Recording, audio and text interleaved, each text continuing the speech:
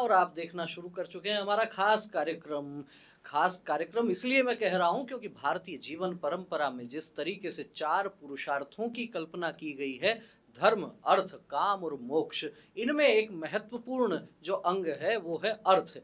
उस अर्थ का नियोजन किस प्रकार से किया जाए और उस अर्थ को किस प्रकार से बढ़ाया जाए, किस प्रकार की आपकी वित्तीय योजनाएं हों, कैसा आपका निवेश हो, ये बहुत से लोगों के मन में एक दुविधा रहती है। और खासतौर पर पिछले एक डेढ़ दशक की यदि बात करें तो इन्वेस्टमेंट के तरीके बदल गए हैं। एक दौर ऐसा हुआ करता था जब एफडी की रेट 11% के आसपास हुआ करती थी, लेकिन वो नीचे आकर पहुंच गई 6% तक। ऐसे में लोगों के मन में कई तरह के सवाल उठे और उन सवालों के बीच में से एक नाम बहुत सुनाई देने लगा, वो है स्टॉक मार्केट, शेयर मार्केट। और शेयर मार्केट को कुछ लोग कहते हैं कि ये सट्टा है, कुछ लोग कहते हैं कि नहीं, ये जीवन का अभिन्न अंग है। इसमें किस तरह से आप निवेश करें, किस तरह से अपने पैसे को सुरक्षित रखें, किस तरह से अपने पैसे को बढ़ाएं, तमाम विषयों पर चर्चा करने के लिए आज हमारे साथ में हैं फाइनेंशियल एक्सपर्ट, आर्थिक मामलों के विशेषज्ञ, चार्टर्ड अकाउंटेंट श्रीमान नितेश जी नौसादर। नितेश जी, बहुत बहुत स्वागत है आपका हमारे स्टूडियो में। Thank you. नितेश जी आर्थिक मामलों के विशेषज्ञ हैं, अनेक पत्र पत्रिकाओं में आपके विश्लेषण छपते रहते हैं, अनेक चैनल्स पर भी आप आर्थिक विषयों पर अपने विचार रखते हैं और शेयर मार्केट और इन सब चीज़ों के विशेषज्ञ हैं ही, साथ में चार्टर्ड अकाउंटेंट भी हैं। सबसे पहले नितेश जी आपसे चर्चा ये करना चाहेंगे कि जब व्यक्ति ये सोचता है कि मुझे इन्वेस्ट करना है, कहीं काम करना शुरू करता है व्यक्ति 18-20 वर्ष की आयु में, 22 वर्ष की आयु में, तो उसके मन में ये भाव आता है। और ये भारतीय जीवन परंपरा में एक विषय भी रहा है कि आप यदि 5,000 रुपये भी कमा रहे हैं तो 500 रुपये आपको बचाने चाहिए। वो बचाया हुआ पैसा व्यक्ति कहीं ना कहीं इन्वेस्ट करने की सोचता है, निवेश करने की सोचता है और सोचता है कि इससे कुछ पैसा बढ़े। तो जो एकदम प्रारंभिक स्तर पर ये व्यक्ति सोचता है कि इन्वेस्ट करूं, कैसे करूं, कैसे ये उसकी इन्वेस्टमेंट की जर्नी प्रारंभ होनी चाहिए, क्या कहना है? ये किसी के भी मन में अगर ये विचार आता है कि मेरे को इन्वेस्टमेंट करना चाहिए, तो साथ में उसके एक क्वेश्चन साइमल्टेनियस चलता है कि मैं इन्वेस्टमेंट किस जगह करूं कि मेरे को रिटर्न सबसे अच्छा मिले। हर व्यक्ति चाहता है कि मेरा पैसा बहुत जल्दी डबल हो, दिन दुगनी रात चौगनी तरक्की करे, पर उसके लिए जरूरी है कि अपन इस क्षेत्र को समझें कि इन्वेस्टमेंट किस जगह किया जाए ताकि अपना पैसा सुरक्षित भी रहे और उसको रिटर्न भी अपने को अच्छा मिले। तो इसके लिए हमें ध्यान रखने की आवश्यकता ये है कि इन्वेस्टमेंट के जो बहुत सारे माध्यम हैं उनकी अपन एक समझ विकसित करें। जरूरी नहीं है कि आप उसमें एक्सपर्ट बने, बट एक सामान्य समझ रहे तो अपन विभिन्न जो इसके मोड्स हैं, जैसे कुछ इन्वेस्टमेंट को सुरक्षित माना जाता है जहाँ पे गवर्नमेंट की सिक्योरिटी है, कुछ इन्वेस्टमेंट जिसको रिस्की माना जाता है जैसे स्टॉक मार्केट है, तो इनका एक कॉम्बिनेशन इस तरह से डिजाइन किया जाए कि अपना पैसा किसी भी तरीके से उस टाइम कोई भी परिस्थिति हो तो अपने को कोई परेशानी नहीं फेस करनी पड़े। कई बार ऐसा होता है कि जियो पोलिटिकल सिचुएशन इस तरह की रहती है, जैसे एक कंट्री का दूसरी कंट्री से कोई वार हो गया या कुछ इकोनॉमिक रिसेशन आ जाते हैं, तो उस टाइम भी अपना पैसा अपने को ऐसा लगे सुरक्षित रहे, अपने को उस टाइम जरूरत रहे पैसे की तो उस पैसे को विड्रॉ कर सके। बट साथ में ये नहीं रहे कि पैसा बढ़ ही नहीं रहा, पैसे की ग्रोथ बहुत धीरे हो रही है, या वो ग्रोथ हो रही है तो इतनी कम है कि वो इन्फ्लेशन को भी बीट नहीं कर पा रही। अगर कोई व्यक्ति अपना पैसा सेविंग अकाउंट्स में रखता है जिसमें नॉर्मली 4%, 5% या 6-7% जो भी एफडी में मिलता है, उसमें इन्वेस्टमेंट के बाद व्यक्ति सोचता है कि मेरा पैसा ग्रोथ कर रहा है, हर साल मेरा पैसा 7% बढ़ रहा है। पर जो इस क्षेत्र के जानकार नहीं है उनको मैं समझाना चाहूंगा कि आपका पैसा अगर आपने सेविंग बैंक में रख रखा है तो 4% में आपका पैसा एप्रिशिएट नहीं हो रहा, वो पैसा डेप्रिशिएट हो रहा है। मतलब हर साल आपके पैसे की वैल्यू कम होता जा रहा है क्योंकि महंगाई उससे ज्यादा बढ़ रही है। क्योंकि महंगाई उससे ज्यादा बढ़ रही है। आपका 5%, 6%, 7% अगर इन्फ्लेशन रहता है तो मतलब आपका जो आज चीज आपको 100 रुपए में मिल रही है, अगले साल आपको उसी चीज के लिए 107 रुपए पे करने पड़ेंगे अगर 7% इन्फ्लेशन है जी, और 4% रेट से आपका पैसा 104 रुपए हुआ, तो नेक्स्ट ईयर आपकी बाइंग कैपेसिटी कम हो जाएगी उस पैसे की। तो ये ध्यान रखना है कि अपना पैसा कम से कम इन्फ्लेशन को बीट करे और उसके एक्सेस जो रिटर्न आपको मिलेगा केवल वही आपके एप्रिसिएशन है। जहां तक इन्फ्लेशन है वहां तक आपका पैसा इक्वल लेवल पे ही माना जाएगा। बहुत महत्वपूर्ण बात नितेश जी ने कह दी है कि यदि आप अपने पैसे को सेविंग अकाउंट में रख रहे हैं या फिर एफडी करवा रहे हैं, उससे जो रिटर्न आ रहा है, क्या उससे आपका पैसा इतना बढ़ रहा है कि वो चल रही महंगाई को मात दे सके? बहुत महत्वपूर्ण बात है और निवेशकों को निश्चित रूप से ये बात समझनी ही चाहिए कि आप क्या एफडी में या सेविंग अकाउंट में पैसा डालकर निश्चिंत तो नहीं हो गए हैं, क्योंकि यदि आप ऐसा कर रहे हैं तो पैसा बढ़ नहीं रहा है। यदि उसको ठीक प्रकार से कैलकुलेट करेंगे तो ध्यान में आएगा पैसा आपका कम होता जा रहा है। तो ये एक प्रकार का छद्म आवरण जो बना हुआ मार्केट में, उसको समझने की आवश्यकता है। नितेश जी, जब इन्वेस्टमेंट की हम बात करते हैं तो सामान्य समाज की यदि बात करें तो एक दौर में, और आज भी वो दौर मैं कह रहा हूँ कि चल ही रहा है, लोग ये सोचते हैं कि प्रॉपर्टी में पैसा बहुत जल्दी बढ़ता है। और आपने भी देखा होगा, हमने भी देखा होगा, अपनी मित्र मंडली में बहुत सारे लोग ऐसे हैं जिन्होंने प्रॉपर्टी का काम शुरू किया और एकदम से उनकी आर्थिक स्थिति एकदम बदल जाती है। सामान्य समाज में भी ये एक भाव होता है कि प्रॉपर्टी में पैसा बहुत जल्दी डबल हो जाता है, कई गुना बढ़ जाता है। उसकी तुलना यदि शेयर मार्केट से करें तो एक सामान्य नौजवान के मन में ये विचार आ सकता है कि इन्वेस्टमेंट प्रॉपर्टी में किया जाए या शेयर मार्केट में किया जाए, किसमें ज्यादा रिटर्न मिलने वाला है और किसके क्या फायदे और क्या नुकसान है। ये एक बहुत सामान्य क्वेश्चन है जो हर व्यक्ति के मन में आता है कि मैं इन्वेस्टमेंट प्रॉपर्टी या शेयर्स में कहाँ मेरा पैसा लगाना चाहिए। तो इसमें मेरा मत ये है कि प्रॉपर्टी में अगर आप पैसा लगाते हैं तो उसके लिए एक ह्यूज अमाउंट चाहिए। आपको कोई प्रॉपर्टी 5,000, 10,000, 1 लाख, 2 लाख में नहीं मिलने वाली। उसके लिए एक बड़ी कैपिटल की नीड रहती है और उसको खरीदने और बेचने की प्रक्रिया में भी आपको पैसा ज्यादा चुकाना पड़ता है, जो स्टाम्प ड्यूटी के रूप में गवर्नमेंट के चार्जेस होते हैं। स्टॉक मार्केट में अगर आप पैसा लगाते हैं तो उसमें बेनिफिट ये है कि आप किसी भी अमाउंट से और किसी भी समय उसको खरीदना बेचना भी बहुत सरल है, बहुत सिंपल। आप एक ऐप के थ्रू कहीं भी बैठे बैठे उसको परचेज सेल कर सकते हैं और साथ में उसमें उसके चार्जेस भी बहुत कम रहते हैं, तो कम अमाउंट उसमें इन्वेस्टमेंट किया जा सकता है। इसमें एक बेनिफिट ये है कि एक जगह आपका पैसा इन्वेस्ट नहीं होता। आप 10 तरह के शेयर्स खरीद सकते हैं। जैसे आपको 1 लाख रुपए इन्वेस्टमेंट करना है तो जरूरी नहीं है कि आप एक ही कंपनी में पैसा लगाएं।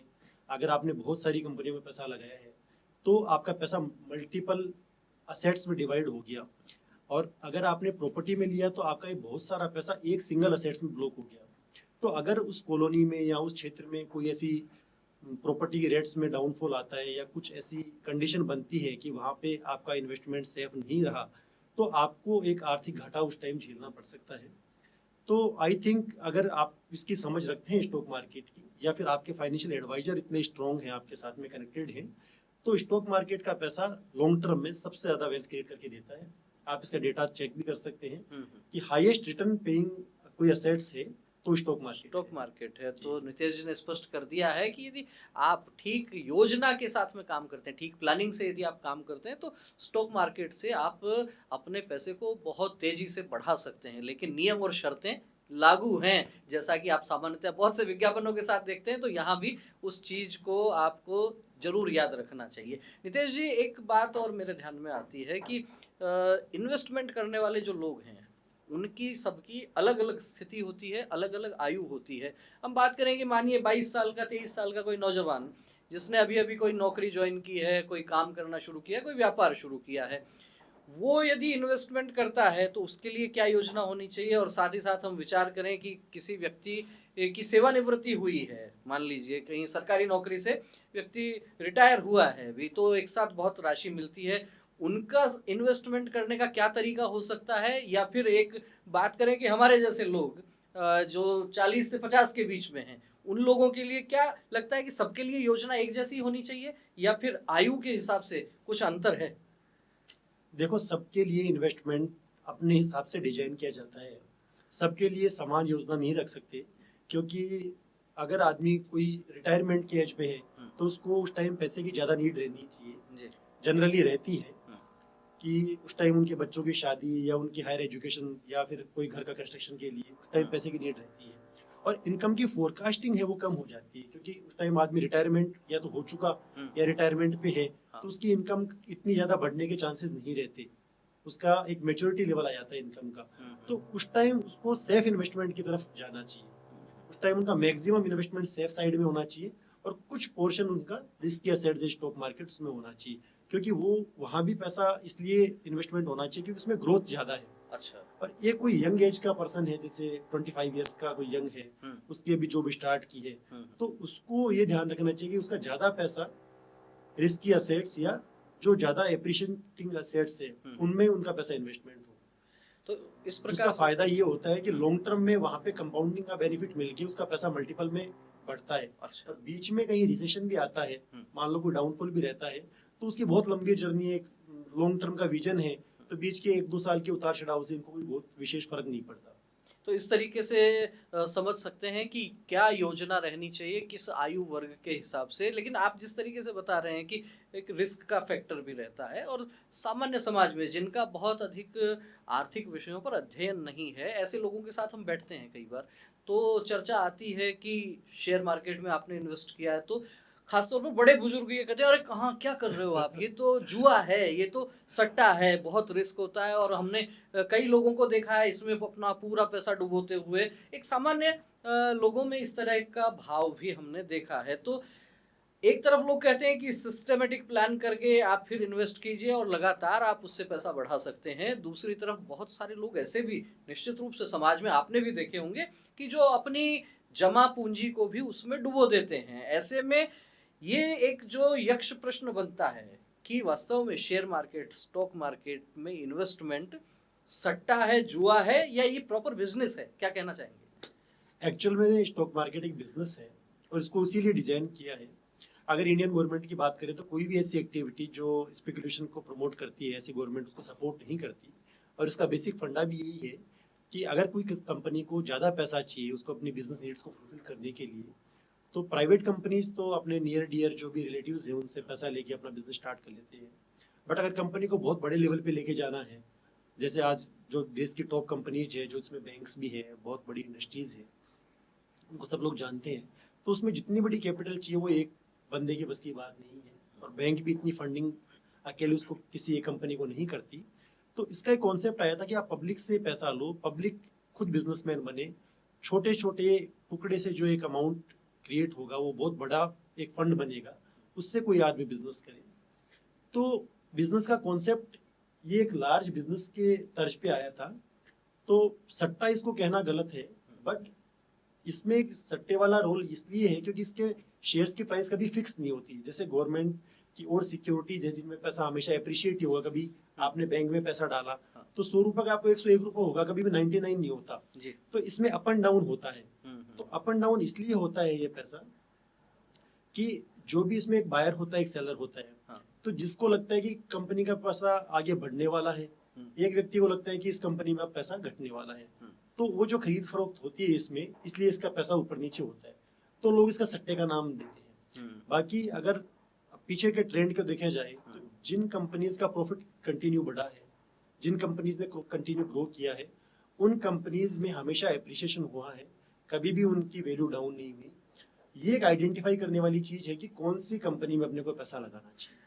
मैंने इसमें एक दो चीजें और सुनी हैं ऐसा कि शायद कुछ ऐसी शर्तें भी होती हैं शेयर मार्केट में इन्वेस्ट करने की कि आपने कोई शेयर खरीदा तो ये आप पर निर्भर करता है कि आप उसको 2 साल तक रखेंगे, 5 साल रखेंगे, या आप 20 दिन में बेच देंगे, और ये आप पर निर्भर करता है। और शायद कुछ ट्रेडिंग ऐसी भी होती है जिसमें आप पर बाध्यता होती है कि आपने कोई चीज आज खरीदी तो आज शाम को ही आपको उसको बेचना पड़ेगा। तो क्या ये अंतर है, ये इसके कारण भी लोग ऐसा सोचते हैं कि ये सट्टा है, जुआ है? बिल्कुल, आपने बहुत अच्छा प्रश्न किया है ये। अगर हम मार्जिन पे काम करते हैं, जैसे कि अपना पैसा नहीं है, तो इसमें कुछ एक फैसिलिटी रहती है कि बहुत छोटे से अमाउंट से आप ज़्यादा अमाउंट का माल परचेज कर सकते हैं। बट उसमें जितना अमाउंट हमने दे रखा है, केवल उतने ही अमाउंट की वहाँ पे अपने को एक तरह से कंसेशन मिलता है। जैसा ही पैसा डाउन हो जाता है, जैसे मान लो मैंने 5,000 रुपये लगा के कोई काम किया, तो मैंने 1 लाख रुपए के शेयर बाई किए। अच्छा। बट अगर उसकी वैल्यू 5% डाउन हो जाती है कंपनी की, हाँ। उस शेयर्स की, तो मेरा पैसा खत्म हो जाएगा। तो मेरा जो भी ये ट्रेड है वो ऑटोमेटिक अपने आप कट जाएगा इस सौदा। तो वहां उसको लॉस होना निश्चित है। पर अगर हमने पूरा 1 लाख रुपए देके वो शेयर्स खरीदे हैं, तो हमारे पे है कि हम उसको कितने दिन होल्ड करना चाहिए। फिर आप इंतजार कर सकते हो कि फिर इंतजार कर सकते हैं, जब लाभ में आएगा तब बेच दो आप। तब बेच दो। तो सट्टा इसीलिए होता है कि लोग बहुत कम अमाउंट पे ज्यादा अमाउंट का माल परचेज करते हैं, और जैसे ही इसमें ऊपर नीचे अप ट्रेंड डाउन ट्रेंड बनता है तो उनके सौदे स्क्वायर ऑफ हो जाते हैं और उनको लॉस फिर उनका फिक्स हो जाता है और उसको होल्ड नहीं कर सकते वो।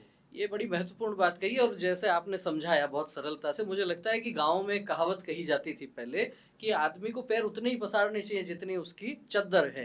तो निश्चित रूप से आपके पास में जो बचत करने के लिए राशि है, यदि आप वही इन्वेस्ट करते हैं मार्केट में तो आप सुरक्षित रह सकते हैं। लेकिन यदि आपने कम पैसे में ज्यादा पैसे का माल खरीद लिया, 5,000 रुपए लेके और 50,000 रुपए की चीज आप खरीद रहे हैं तो आप खतरे में आ सकते हैं, जो मैं समझ पाया हूँ। बिल्कुल। अब आपसे जानना ये चाहेंगे कि जब व्यक्ति ये सोचता है कि ठीक है शेयर मार्केट में मुझे काम करना है, मुझे कुछ इन्वेस्टमेंट करना है, सबसे पहली दुविधा एक सामान्य व्यक्ति के सामने ये आती है कि आखिर शेयर खरीदने तो हैं पर उनका चयन किस प्रकार से किया जाए, कौन से शेयर पिक किए जाएं, कितने समय तक उनको रखा जाए और कब उनको बेचा जाए। इसकी जो योजना और रणनीति है, मैं कहता हूँ मूल मंत्र एक प्रकार से इस मार्केट से पैसा कमाने का, ये शायद इसी बात पर निर्भर करता होगा कि कैसे खरीदें, कब खरीदें, कितना रखें और कब बेच दें। क्या कहेंगे? देखो, जैसे कोई भी व्यक्ति साइकिल चलाना सीखता है तो ज़्यादा अच्छा है कि वो एक बार उसका थोड़ा सा उसकी ट्रेनिंग ले या उसकी कोशिश करे और धीरे धीरे वो आगे बढ़े। इसी तरह स्टॉक मार्केट है, ये बिजनेस है। आप किसी भी नए फील्ड में अगर एंटर कर रहे हैं, जैसे आपका कोई भी आप कोई कपड़े की शॉप खोल रहे हैं, तो आप पहले उसकी जानकारी करते हैं कि इस बिजनेस को मैं किस तरह से करूं। अगर आप प्रॉपर्टी भी कोई खरीदते हैं तो आप पहले ये देखते हैं कि इस प्रॉपर्टी की वास्तव में इतनी वैल्यू है क्या। आप वहाँ पे अपने आसपास के लोगों से पूछते हैं, अपनी खुद की समझ से आप उसको देखते हैं। तो इसी तरह शेयर्स में भी सबसे इम्पोर्टेंट चीज़ दो ही होती है कि शेयर्स की वैल्यू क्या है, मतलब सही शेयर खरीदना है और सही प्राइस पे। अगर आपने दो चीज़ें कर ली तो फिर आपका हमेशा प्रॉफिट ही होना है। टाइम बीइंग शेयर्स की प्राइस करेक्शन हो सकती है, पर अल्टीमेटली आपको बेनिफिट होना है। तो ये दो चीजें जो है वो सबसे इम्पोर्टेंट है, बट इनको समझना जितना सरल है जी, इसका एनालिसिस करना उतना ही डिफिकल्ट है कि शेयर कौन सा खरीदें और वो अच्छा मतलब उसको कैसे माना जाए। तो इसके लिए हमें तीन चीजें देखनी रहती हैं जो सबसे इम्पोर्टेंट होती हैं। उसका टेक्निकल एनालिसिस, उसका फंडामेंटल एनालिसिस और उसका बिजनेस एनालिसिस। अगर ये तीनों चीजें अपन करते हैं तो ही अपन इन चीज का चयन कर पाएंगे कि शेयर कौन सा पिक किया जाए।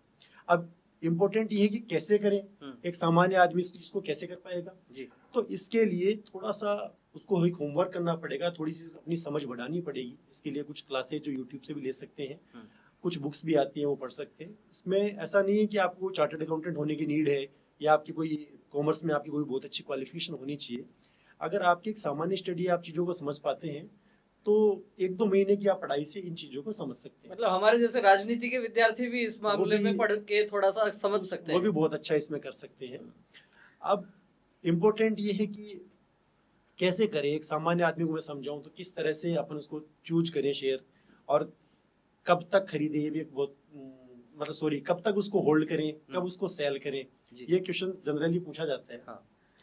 तो शेयर पिक करने का सबसे अच्छा तरीका ये है कि आप उसका वैल्यूएशन चेक करो कि कंपनी की वैल्यू जितनी आज होनी चाहिए उतनी है या उससे ओवर प्राइस्ड है।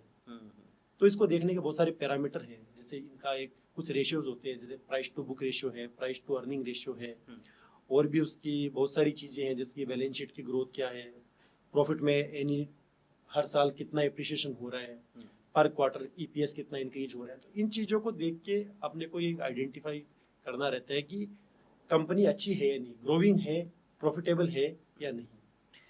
निश्चित रूप से ये बहुत ही महत्वपूर्ण जानकारी जो है वो नितेश जी के माध्यम से आ रही है। लेकिन नितेश जी, कई बार हम बहुत से जो एक्सपर्ट हैं इस विषय के उनसे जब बात करते हैं तो एक शब्द सुनाई देता है कि आप इन्वेस्टमेंट कर रहे हैं तो लॉन्ग टर्म के लिए कीजिए, है ना, जल्दी से खरीद लेना और जल्दी से बेच देना ऐसा नहीं करना है। अब ये जो लॉन्ग टर्म कहने को एक शब्द है, लेकिन ये हर एक व्यक्ति के लिए अलग अलग हो सकता है। कई विशेषज्ञ कहते हैं कि लॉन्ग टर्म का मतलब आप कम से कम 20 वर्ष लेकर चलिए। कई विशेषज्ञ तो ये भी कहते हैं कि आप जो इन्वेस्टमेंट कर रहे हैं वो सोचिए कि आपके बेटे के लिए या आपके पोते के लिए है। और कई विशेषज्ञ ये भी कहते हैं कि यदि आपने पैसा कमाया और आपने उसको इन्वेस्ट किया और आप यदि उसका उपभोग नहीं कर पा रहे हैं तो फिर आखिर क्या मतलब है उस सब का। तो ये जो लॉन्ग टर्म है इसको कहाँ तक माना जाए? आपका व्यक्तिगत विचार क्या है? लॉन्ग टर्म का मतलब क्या है? 1 महीना, 1 साल, 10 साल या 100 साल? क्या कहेंगे? ये इसमें हर व्यक्ति के अपने अपने विचार है। जैसा आपने बता ही दिया इस चीज को कि कोई व्यक्ति इसको 1 साल मान रहा है, हाँ। और कोई व्यक्ति इसको 10 वर्ष मान रहा है जी। तो इसमें मेरा विचार ये है कि आप लॉन्ग टर्म का मतलब ये है कि जब तक आप जिस सोच के साथ उस शेयर में इन्वेस्टमेंट किया है आपने, आपका वो टारगेट हिट हो जाता है तो आप उस शेयर से एग्जिट हो जाए। इसका मतलब तो ये हुआ ना कि आपने जब शेयर खरीदा उसी समय आपके दिमाग में ये होना चाहिए कि मेरे को इस शेयर से कितना पैसा लेना है। बिल्कुल। वो जब मिल जाए तब आप निकल जाए वहां तब से। आप निकल जाए। जैसे आप कुछ भी कोई भी इन्वेस्टमेंट कर रहे हैं तो आपके माइंड में थॉट तो होगी भी आप इसको लिए क्यों बाई क्यों कर रहे हैं? हम्म। आप डेफिनेटली इसलिए बाई कर रहे हैं कि आप उसमें एप्रिशिएशन मिल रहा है, आपका प्रॉफिट बढ़ेगा। स्वाभाविक। तो अब जब आपने उसकी एक वैल्यूएशन निकाल ली कंपनी की हम्म। कि ये कंपनी अभी सस्ती है, चीपर वैल्यूएशन पे है, तो आपने कुछ ना कुछ तो उसका एनालिसिस किया है, तभी तो आपको पता चला कि ये सस्ते वैल्यूएशन पे है। तो फिर आपको ये भी पता होगा कि ये महंगे वैल्यूएशन पे कब हो जाएगी। तो उसी से उसका प्राइस डिसाइड हो जाएगा कि अभी इस रेंज तक अगर ये कंपनी जाती है तो इसके बाद इसका वैल्यूएशन हायर वैल्यूएशन हो जाएगा। पर यहाँ पर एक दुविधा होती है जी। जनरली इन्वेस्टर के, वो ये होती है कि कोई शेयर मान लीजिए आपने खरीदा 500 रुपए का, और आपने सोचा कि मेरे को इस पर 500 रुपए और मिल जाए, 1000 रुपए का ये शेयर हो जाए, मैं इसको बेच दूं। 1 वर्ष, 1.5 वर्ष में, 2 वर्ष में मान लीजिए वो 500 रुपए का शेयर 1000 रुपए का भी हो गया है, लेकिन फिर आपके मन में ये दुविधा आ जाती है कि 1.5 वर्ष, 2 वर्ष में ये डबल हो गया, तो अब और 2 गुना, 2000 रुपए का हो जाएगा। वहां व्यक्ति क्या करे?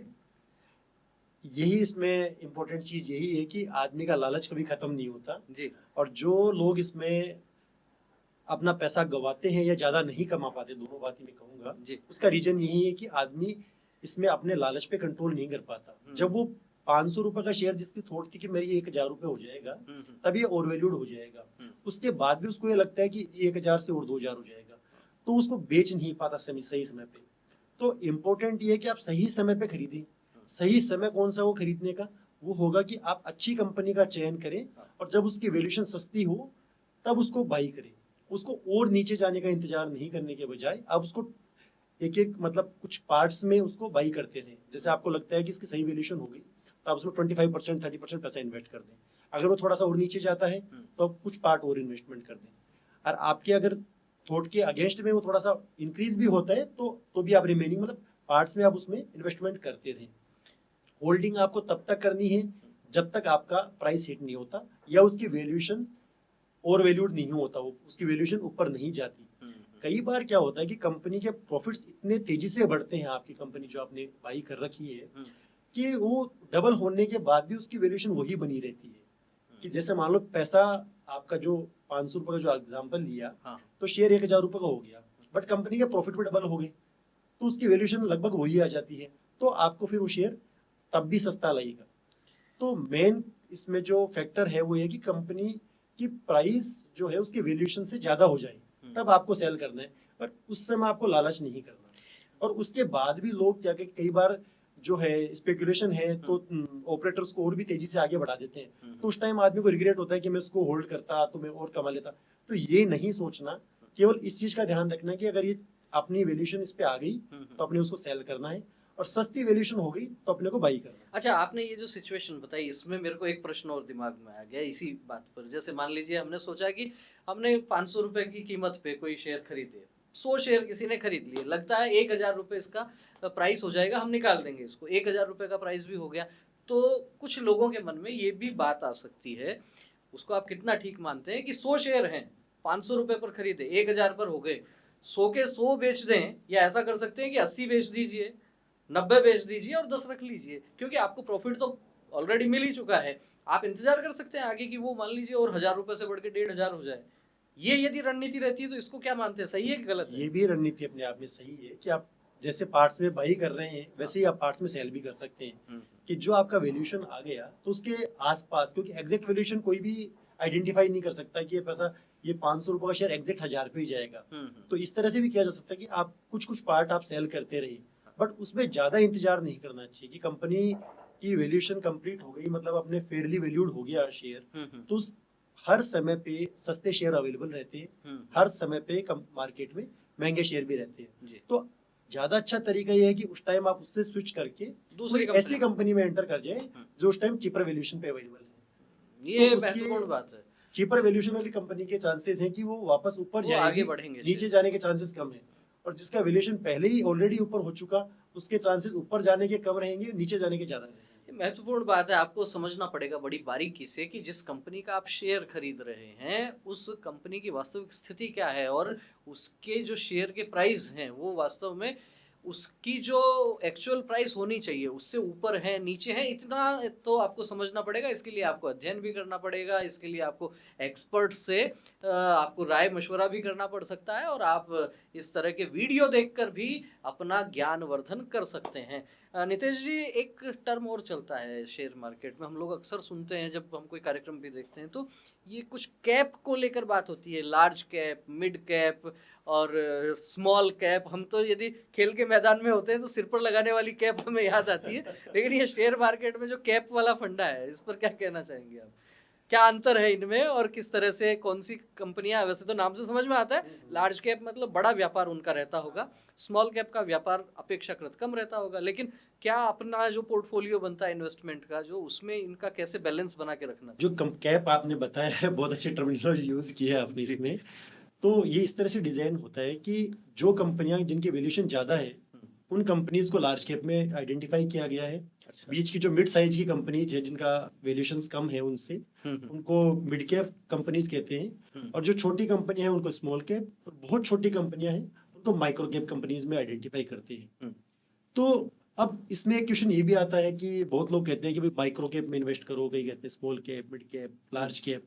तो एक आम इन्वेस्टर के लिए समझना मुश्किल रहता है कि किस में इन्वेस्ट करूं, बड़ी कंपनियों में करूं या फिर छोटी कंपनियों में करूं।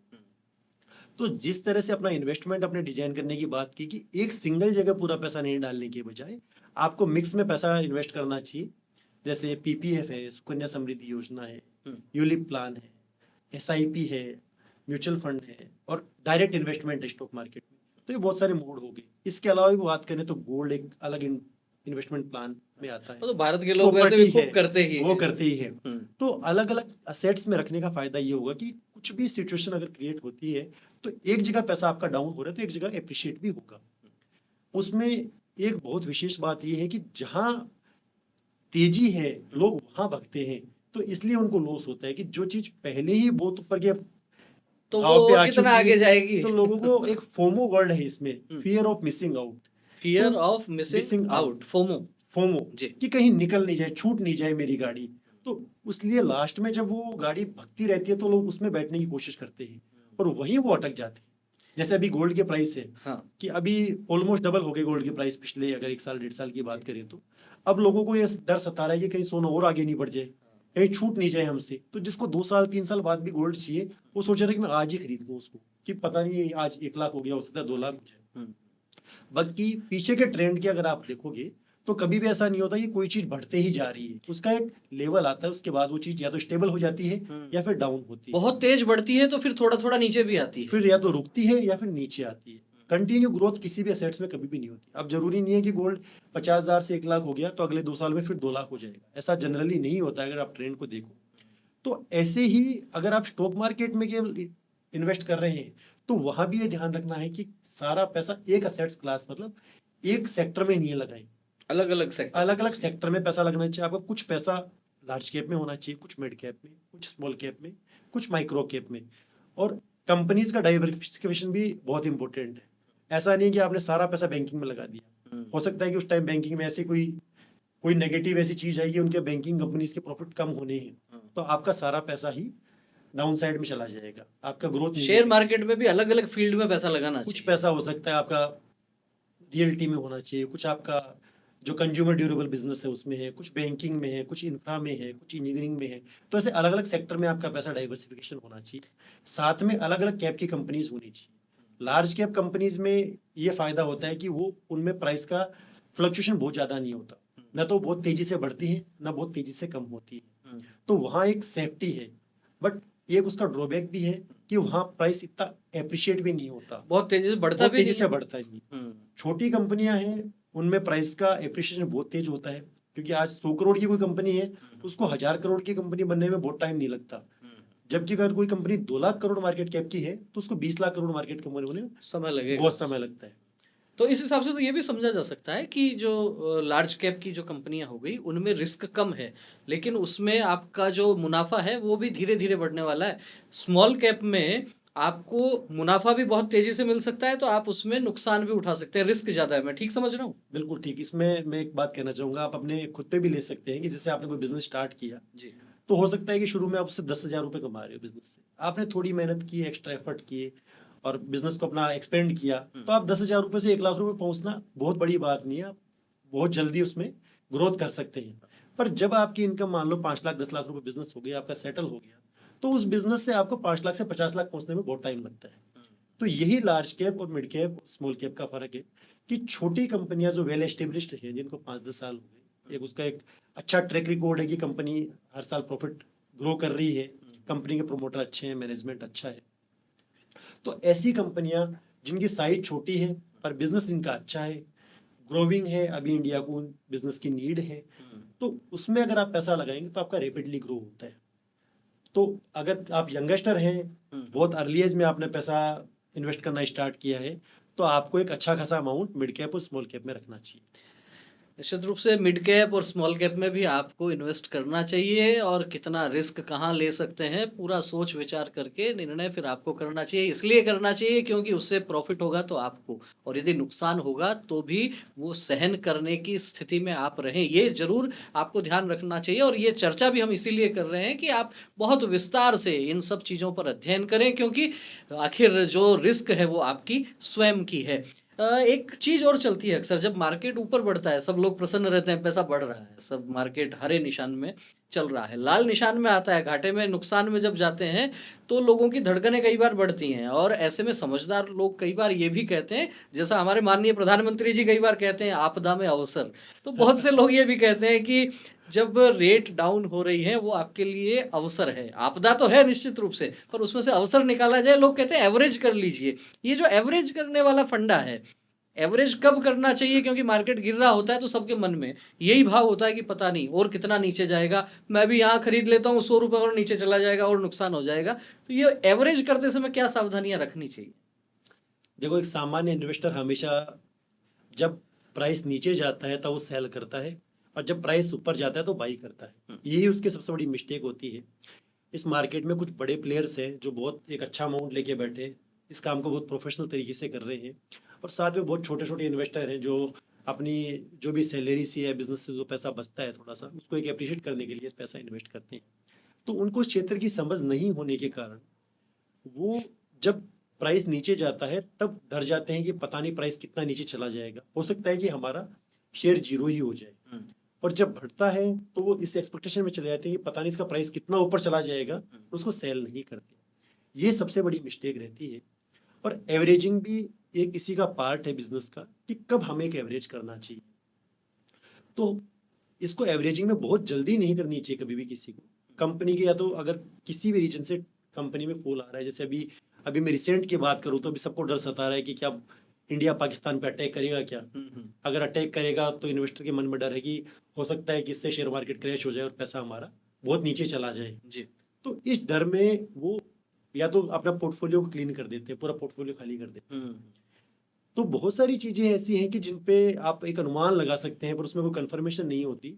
तो ऐसे टाइम पे ये गलती नहीं करनी चाहिए कि जब आपका ऑलरेडी अभी इतना करेक्शन मार्केट में आ चुका और फिर आप अपने पोर्टफोलियो खाली कर देंगे और आपके अनुमान से अगर रिवर्स में चीज हो गई, मार्केट टूटने के बजाय बढ़ गया, तो उस टाइम आप उसको खरीद भी नहीं सकते। तो या तो फिर आपको बहुत छोटा अमाउंट इससे निकालना चाहिए पैसे का। और अगर मार्केट वास्तव में डाउन हो जाता है, टूट जाता है, तो इतनी जल्दी नहीं करनी चाहिए कि जैसे 100 रुपए का आपका शेयर है वो 95 पे चला गया, आपने उसको एवरेज करने लग गए, फिर आप 90 पे चला गया तो फिर आपने और एवरेज इतना जल्दी नहीं करना फिर 85 पे आपने फिर एवरेज कर लिया, तो आपका 85 पे ही आपका पैसा पूरा खत्म हो गया।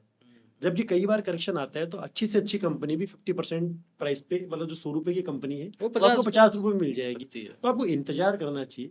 मेरा ये मानना है कि अगर पैसा आपने जो इनिशियल जहाँ पे आपने इन्वेस्टमेंट किया है उससे 20% अगर डाउन होता है तब आपको फर्स्ट एवरेजिंग करनी चाहिए। लगभग 20% 20% नीचे आ जाए तब नीचे जाए, शुरुआत करनी चाहिए। तब शुरुआत करनी चाहिए और एवरेज। बहुत मूल मंत्र आ गया है दर्शकों के लिए कि कब एवरेज करें। मार्केट गिरते हुए मार्केट में आखिर अपने आप को बनाए रखना है और आपको लाभ कमाना है, तो नितेश जी का ये व्यक्तिगत मत है, आप अपने हिसाब से निर्णय कर सकते हैं। जैसे आप अभी कह रहे थे कि कई बार कुछ खबरें ऐसी आ जाती हैं या अभी जैसा माहौल बना हुआ है जिस तरीके से कि युद्ध की सी स्थितियां आ जाती हैं, आप जिस देश में रह रहे हैं वहाँ उसके आसपास में या फिर वैश्विक स्तर पर, जैसे हम बात करें रूस और यूक्रेन के युद्ध की बात करें, इजराइल और फिलिस्तीन के युद्ध की बात करें, या फिर कोई खबरें आती हैं वैश्विक मंदी की खबरें कई बार आती हैं, या तीसरे तरह की और खबरों की बात करें पर्टिकुलर किसी कंपनी को लेकर, किसी बड़ी कंपनी को लेकर कई बार खबरें आती हैं कि विदेश में इसके खिलाफ ये हो गया, इस तरह की रिपोर्ट आई है। हमने नाम भी सुने हैं कई सारे, मैं नाम की चर्चा नहीं करना चाहूंगा, लेकिन पर्टिकुलर किसी बड़ी कंपनी के बारे में भी कई बार आती है इंटरनल रिपोर्ट, ये आ रही है, ये फ्रॉड हो गया, वो हो गया। ऐसे में जब नेगेटिव न्यूज आती है, वैसे में एक निवेशक को, सामान्य निवेशक को क्या सावधानी रखनी चाहिए? आप अगर किसी भी वर्ष को अगर देखेंगे तो ऐसा शायद अपनी हिस्ट्री में कोई भी ईयर ऐसा नहीं गया होगा कि जहां कंट्री में या पूरे वर्ल्ड में कुछ भी नेगेटिव घटित नहीं हो रहा हो। हर समय कुछ ना कुछ चलता रहता है। हमेशा मार्केट आशंकित रहता है। जो लोग, जो निवेशक हमेशा डरे हुए रहते हैं, वो कभी भी बाई नहीं कर सकते। तो इसमें एक्सट्रीम अपने को फियर कभी नहीं होना चाहिए और एक्सट्रीम ग्रीड भी कभी नहीं होनी चाहिए। एक बैलेंस लाइफ, एक बैलेंस इन्वेस्टमेंट अप्रोच इसमें रखनी होगी संतुलन जरूरी है अगर आपको इसमें सक्सेस होना है। तो ऐसी सिचुएशंस में कभी भी आप, जैसे मैंने अभी पहले भी बताया कि कुछ भी हुआ और आपने अपना पोर्टफोलियो क्लीन कर दिया और फिर बाद में बढ़ गया तो आप उसको बाई नहीं कर पाओगे। फिर अगर वो 20%, 30%, 40% बढ़ गया तो आपको रिरेट होगा। तब तक वैल्यूएशन बहुत ऊपर साइड पे चले जाएंगे। आप तब बाई करोगे तो फिर जो अर्निंग का मौका था वो तो आपने छोड़ दिया। तो उसके बाद बहुत टाइम तक मार्केट कंसोलिडेशन में चला जाता है। तो ये हमेशा ध्यान रखना है कि ऐसी कोई भी न्यूज आए तो आपको उससे बहुत ज़्यादा प्रभावित नहीं होना।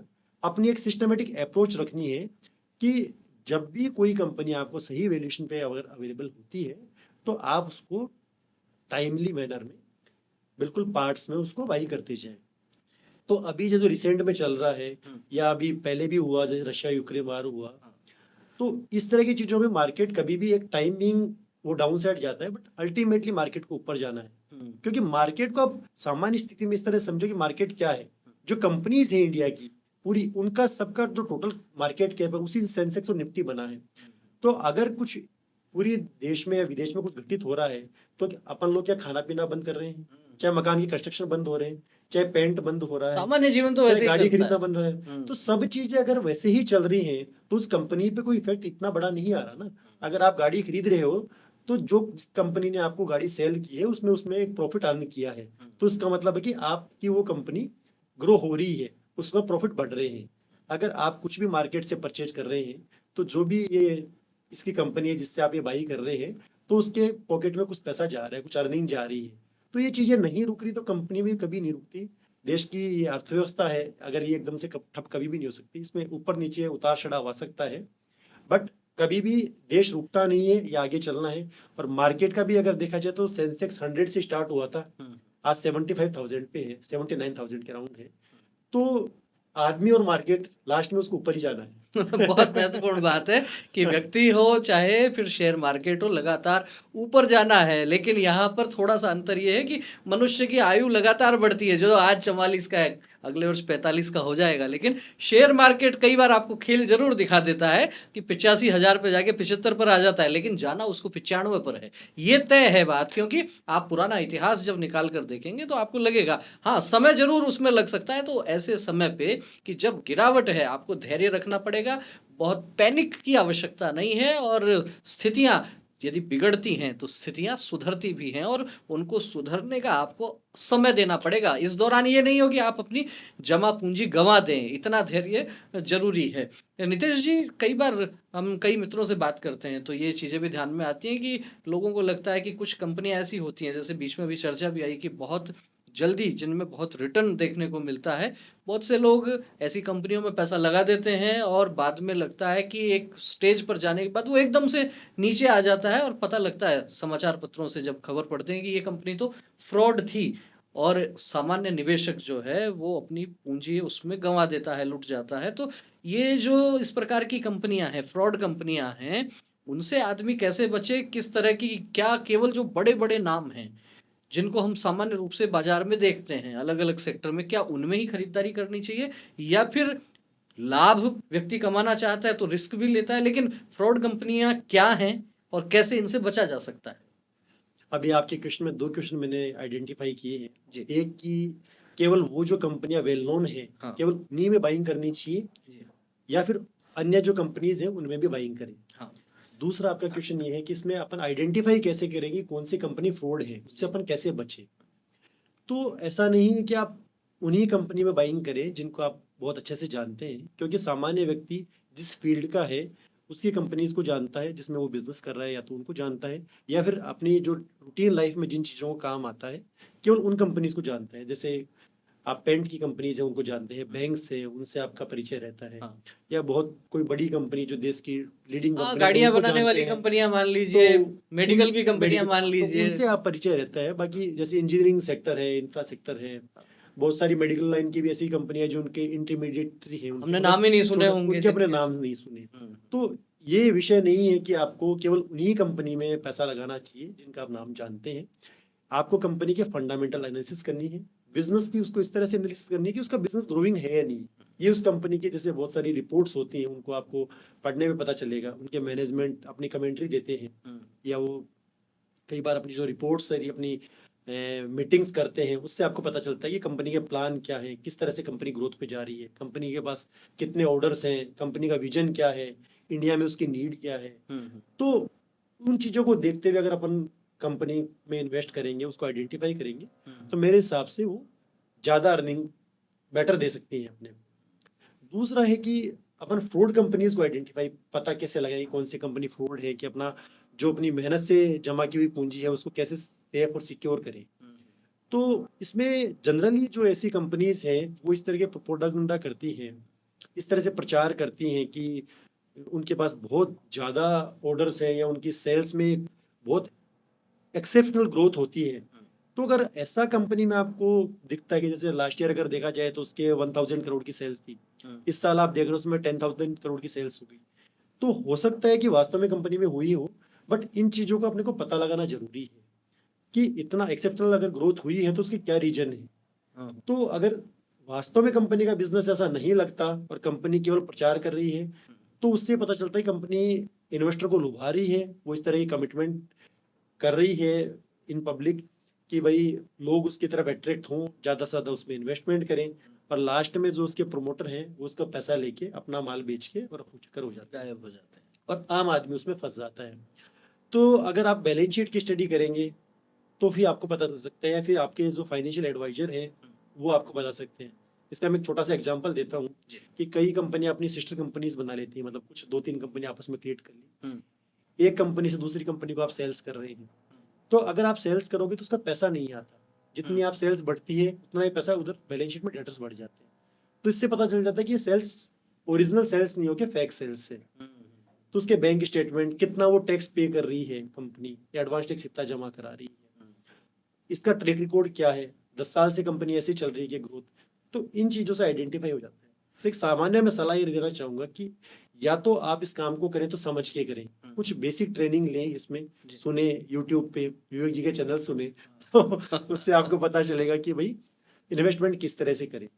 अगर इस फील्ड में आपके पास टाइम की कमी है, ऐसा कोई जॉब है आपका कि अपना इतना समय नहीं निकाल सकते, तो या तो फिर आप म्यूचुअल फंड की तरफ रुख करें अपना, कि वहाँ एक्सपर्ट उसको फंड को मैनेज करते हैं, पर या फिर किसी प्रोफेशनल जो भी इसके एडवाइजर हैं आप उनसे कंसल्ट करके ही बिजनेस को करें। निश्चित रूप से बहुत महत्वपूर्ण जानकारी आई है कि यदि आपको इस फील्ड में काम करना है तो थोड़ा सा अध्ययन तो जरूरी है, थोड़ी समझ आपको विकसित करनी पड़ेगी, और समझ विकसित करने के बाद आप काम करेंगे तो आप उसमें सेफ रह सकते हैं और आप अपने पैसे को उसमें बढ़ा सकते हैं। काफ़ी चर्चा हो गई, अलग अलग विषय भी ले लिए, और मैं अब ये चाहूँगा कि चूंकि इस विषय पर तो चर्चा हम कई दिन तक कर सकते हैं, कई सारे विषय और इसके साथ में बन सकते हैं, लेकिन दोबारा फिर आपको बुलाएंगे हम स्टूडियो में। जाते जाते मैं चाहूँगा कि हमारे दर्शकों को कुछ पॉइंट्स आप इस तरह के बता दें कि जिनको आधार मानकर ये सोच सकते हैं कि यदि ये टिप्स हम काम में लेंगे तो रिस्क मिनिमम रहेगा। क्योंकि सबसे बड़ी बात तो व्यक्ति को ये होती है कि चाहे पैसे प्रॉफिट चाहे थोड़ा सा कम हो जाए कोई तकलीफ नहीं है, लेकिन तकलीफ तब बढ़ जाती है जब आपका पैसा कम हो रहा है जो आपने जमा किया। तो रिस्क जो है वो मिनिमम रखने के लिए व्यक्ति को क्या करना चाहिए? ये शेयर मार्केट का मूल मंत्र भी ये है कि जरूरी नहीं है कि आपका पैसा ग्रो हो, पर आपकी कैपिटल सिक्योर होनी चाहिए। अगर आपकी कैपिटल बची रहेगी तो आगे भी आप कमा लोगे। हो सकता है कि कोई पर्टिकुलर ईयर में आपकी अगर इतनी अर्निंग नहीं हुई, पर आपकी कैपिटल सेफ है, तो आप नेक्स्ट ईयर में वो अर्निंग कर सकते हैं। तो इसमें कुछ चीज़ें जो ध्यान रखने की है, जो एक आम निवेशक भी ध्यान रख सकता है। कंपनी का ट्रैक रिकॉर्ड हमेशा देखना अपने को जरूरी होता है कि कंपनी कम से कम मार्केट में 5-7 साल से एग्जिस्ट कर रही है। ऐसा नहीं है कि कंपनी फर्स्ट ईयर अभी नई कंपनी लॉन्च हुई है, आपने उसमें बहुत सारा पैसा डाल दिया, तो हो सकता है कि उसके एक्सपेक्टेशन के अकॉर्डिंग कंपनी परफॉर्म नहीं कर पाए। तो 5-7 साल का ट्रैक रिकॉर्ड अगर आप देखते हैं तो अपने को पता चलता है कि कंपनी को बिजनेस को हैंडल करना आता है, बिजनेस को ग्रो करना आता है, इसका मैनेजमेंट ऐसा है जो बिजनेस को कंटिन्यू रन कर रहा है। दूसरी चीज ये है कि कभी भी एक कंपनी में पूरा पैसा इन्वेस्ट नहीं करें। कई बार किसी को एक टिप मिलती है कि एक कंपनी बहुत जल्दी डबल हो जाएगी, तो इन्वेस्टर अपना सारा पैसा उसमें एक कंपनी में डाल देता है। उस कंपनी के साथ कुछ भी नेगेटिव होता है तो उस इन्वेस्टर का सारा पैसा डूब जाता है या बहुत कम हो जाता है। तो हमेशा ध्यान रखें कि एक कंपनी में 5% से ज़्यादा पैसा इन्वेस्टमेंट नहीं हो, मतलब एटलीस्ट आपके पास 20 कंपनीज हमेशा इन्वेस्टमेंट में होनी चाहिए। थर्ड है कि कंपनी के प्रॉफिट की कंसिस्टेंसी देखनी चाहिए कि company year on year company के सेल्स और प्रॉफिट हर साल बढ़ रही है। ऐसी कंपनियों में इन्वेस्ट नहीं करना चाहिए कि कभी उसके प्रॉफिट नेगेटिव आ रहे हैं, मतलब कंपनी लॉस में है, कभी प्रॉफिट में है, फिर नेक्स्ट ईयर वो प्रॉफिट में आ गई, फिर लॉस में आ गई। तो ऐसी कंपनियों से बचना चाहिए क्योंकि उसमें कंसिस्टेंसी नहीं है। जो कंपनियां कंटिन्यू प्रॉफिटेबल हैं उसमें ही निवेश करें। एक इसमें इंपॉर्टेंट पॉइंट ये है कि ये देखना चाहिए कि अभी का आप इंडियन कंपनीज में अगर इन्वेस्ट कर रहे हैं तो अभी इंडिया को किस चीज़ की नीड है, किस सेक्टर की नीड है, कौन सा सेक्टर ग्रो करने वाला है। तो थोड़ा सा न्यूज़पेपर से या और अपनी जनरल समझ से अपन इन चीज़ों को जान सकते हैं कि जैसे अभी इस टाइम अगर बात करें तो गवर्नमेंट का मेन फोकस इंफ्रास्ट्रक्चर पे है, सोलर सेक्टर पे है। तो अगर देखा जाए तो ये दोनों सेक्टर ग्रो करने वाले हैं जी। तो इससे रिलेटेड जो भी कंपनीज हैं वो सारी कंपनीज के प्रॉफिट बढ़ने वाले हैं। तो ऐसी कंपनियों में इन्वेस्टमेंट किया जाए कि जिनका फ्यूचर अच्छा है, जो इंडिया की ग्रोथ के साथ में साइमल्टेनियस चल रही है, रादर देन वो कंपनियां जो अभी बिल्कुल डाउन साइड मोड में है जी। तो ग्रोथ वाली कंपनियां हो, अभी इंडिया की नीड के साथ जुड़ी हुई हो, कंटिन्यू प्रॉफिटेबल हो, उसका एक एग्जिस्टेंस हो टाइम के साथ में, मतलब 5-7 साल उसका हो गया हो, उसके प्रमोटर मैनेजमेंट अच्छे हो, अगर ये चीज़ें अगर ध्यान रखेंगे तो बहुत चांसेस हैं कि आपको लॉस नहीं लगेगा, आपका फंड सेफ रहेगा। इस प्रश्न के जवाब में नितेश जी ने संकेतों में आपको बहुत से टिप्स भी दे दिए हैं। यदि आप उसको पकड़ पाएंगे तो निश्चित रूप से आप अपने पैसे को बढ़ा सकते हैं। लेकिन फिर भी मैं फिर से एक निवेदन दर्शकों से ये करना चाहूँगा कि ये जितनी भी हमारी चर्चा हुई है, ये सामान्य चर्चा हमने हमारे विवेक के आधार पर, हमारे ज्ञान के आधार पर की है। यदि इस चर्चा को आधार मानकर आप मार्केट में कुछ भी खरीदते हैं, बेचते हैं, उससे लाभ या हानि होता है, उसके जिम्मेदार आप स्वयं होंगे। हमने केवल सामान्य ज्ञान के लिए ये वीडियो बनाया है, उसके लिए चर्चा की है। यदि आपको किसी प्रकार का नुकसान होता है तो एक्सपर्ट, एंकर और हमारा चैनल उसके लिए उत्तरदायी नहीं होगा। आप अपनी रिस्क पर अपने अनुसार आप निर्णय करेंगे। नितेश जी ने बहुत से विषयों का सहजता से, सरलता से आपने जवाब दिया। बहुत सारी नई नई जानकारियां हमारे दर्शकों तक पहुंचाई। आपने समय दिया, स्टूडियो में पधारे, आपका बहुत बहुत धन्यवाद। में बुलाने के लिए आपको बहुत बहुत धन्यवाद। और दर्शकों से यह निवेदन करना चाहूंगा, यदि आपको वीडियो अच्छा लगा हो तो आप इसे लाइक करें। आपकी यदि कोई क्वेरी हो, आपकी कोई जिज्ञासा हो तो आप कमेंट में अवश्य अपनी जिज्ञासा लिख सकते हैं। नितेश जी लगातार हमारे संपर्क में रहते हैं, हम आपकी उन जिज्ञासाओं का समाधान भी कमेंट के माध्यम से भी करेंगे और कई बार नितेश जी स्टूडियो में आते रहेंगे। वीडियो अच्छा लगा हो तो लाइक करें, अधिक से अधिक लोगों तक शेयर करें। फिर मिलेंगे एक और वीडियो के साथ, एक और नई शख्सियत के साथ। तब तक आप बने रहिए हमारे साथ। बहुत बहुत धन्यवाद, नमस्कार। Thank you.